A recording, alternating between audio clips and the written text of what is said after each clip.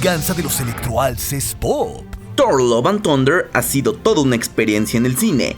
Pudimos conocer una nueva faceta del superhéroe en una nueva aventura, pero esto no ha impedido que nos quedemos con algunas dudas en todo lo que pasó y cómo es que Marvel seguirá avanzando tras estos eventos.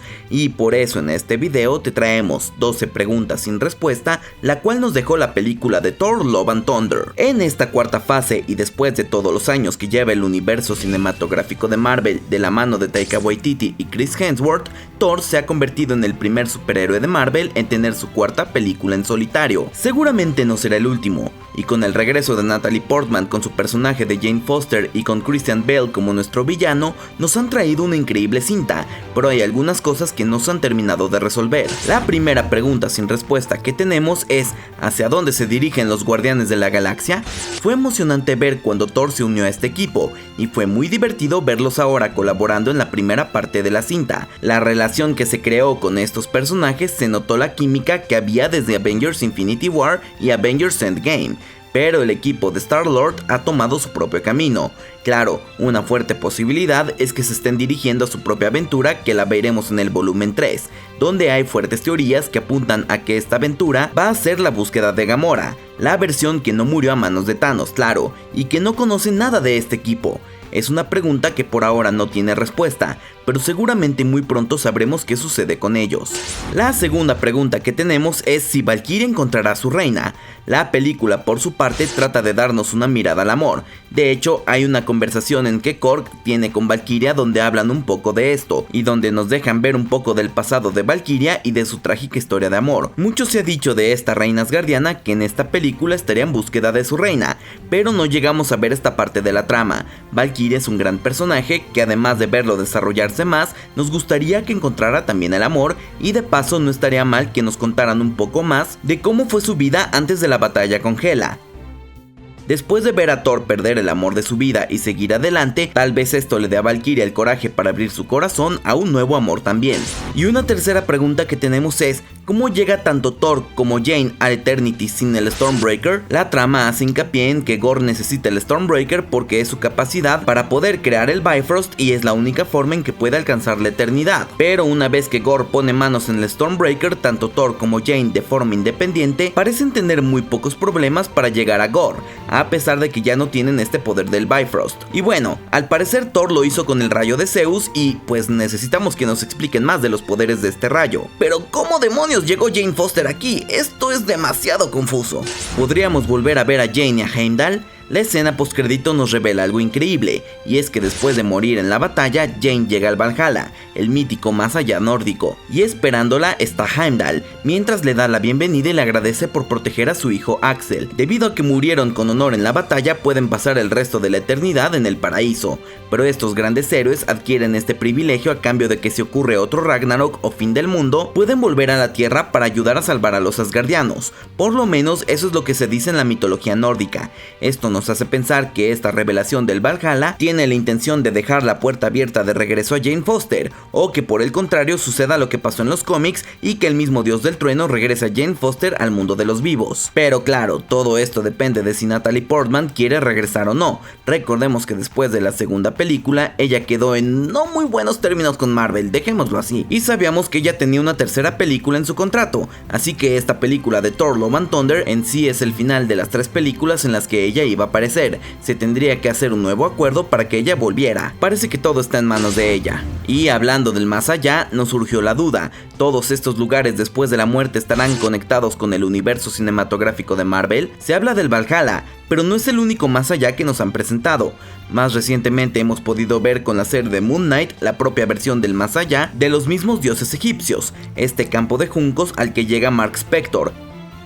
Además, claro que Black Panther también ya nos ha mostrado un poco de esta conexión, tanto con los dioses como con este lugar, y sabemos que estos dioses entre ellos se conocen y por eso hay tantos reunidos en la ciudad omnipotente. Pero entre estas versiones del más allá, ¿las cosas también se conectarán? Para la sexta pregunta sin respuesta tenemos: ¿acaso Tony Stark estará en el Valhalla? Bueno, no exactamente en el Valhalla, pero por lo menos en algún lugar del más allá que albergue a los héroes que mueren en la batalla. La franquicia de Iron Man no tiene conexión con ninguna parte de mitología como lo tiene Moon Knight, Thor y hasta Black Panther. Por eso no se habla de dioses ni nada similar, pero sí hay un personaje que murió justo en el momento de salvar a la humanidad, y ese es Tony Stark. Ver a Jane Foster en el Valhalla nos hizo pensar que podría ser la manera en que Marvel podría volver a tener un evento impresionante como Avengers Endgame y que de algún modo, por tiempo limitado, pudieran traer de regreso a grandes personajes a la pantalla, solo para emocionar al público y darnos un gran fanservice, pero no sabemos si esto será aún posible o no. Y otra duda que nos deja la película es el paso del poder de Thor. La trama toma esta parte de los cómics donde Jane Foster al levantar el martillo obtiene todo el poder de Thor, algo que hace en parte por el hechizo que le lanzó Odín en la primera cinta. Desde entonces nos quedó claro que solo las personas dignas son quienes pueden levantar este martillo y acceder a este poder. Pero ¿saben quién fue digno y aparte lo pudo levantar sin problemas? Steve Rogers, el Capitán América. En Avengers Endgame, en la batalla contra Thanos, mientras Thor peleaba con sus dos armas, hay un momento donde Rogers lo ayuda gracias a que levanta el martillo. Pero esto, a pesar de que puede lanzar rayos, no le da todo el poder de Thor como lo hace con Jane Foster, algo que ahora nos hace un poco de ruido.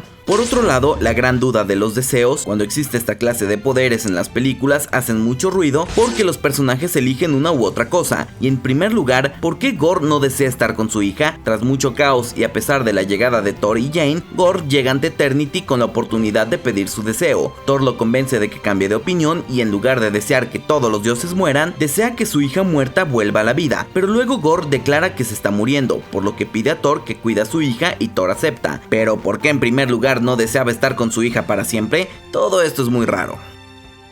Y esto nos lleva a alguien más que pudo haber hecho uso de estos poderes. Y si esta existencia de Eternity parece que es conocido por muchos, ¿por qué Thanos se tomó la molestia de andar buscando 6 gemas del infinito para borrar a la mitad del universo, cuando quizá hubiera sido mucho más fácil forjar el Stormbreaker y pedir un deseo ante Eternity? Parece un plan con muchos menos pasos, porque de hecho incluso llegó con quien creó a la Stormbreaker y prefirió el modelo del guantelete que esta arma asgardiana, así que se hubiera podido ahorrar bastantes pasos y molestias y hubiera logrado su objetivo. Para la pregunta número 10, ¿dónde podría aparecer Hércules? Una buena parte de la película se centra en la ciudad Omnipotencia, donde Thor y sus amigos esperaban poder convencer a Zeus y a los otros dioses para poder ayudar a derrotar a Gorr. El plan no solo fracasó, sino que Thor le roba a Zeus su rayo y nos hacen pensar que ha muerto este dios. Zeus sobrevive y ahora tiene intenciones de vengarse no solo de los superhéroes, sino sobre todo de Thor, y esto parece que lo llevará a cabo con su hijo Hércules, el cual es revelado en esta escena. Por ello, ahora tenemos la duda de cuándo regresará este personaje. Nos dan a entender que esto podría ser en una quinta película del Dios del Trueno,